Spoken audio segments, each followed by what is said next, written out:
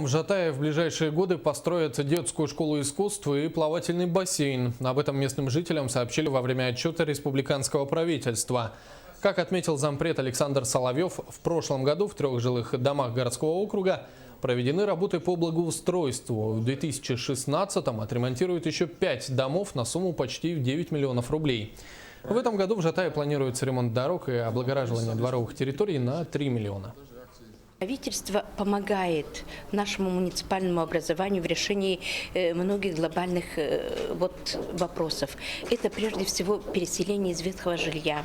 И я как председатель, я очень рада, что многие ветераны, которые строили наш поселок, которые прожили всю жизнь, они переселились в новое современное жилье.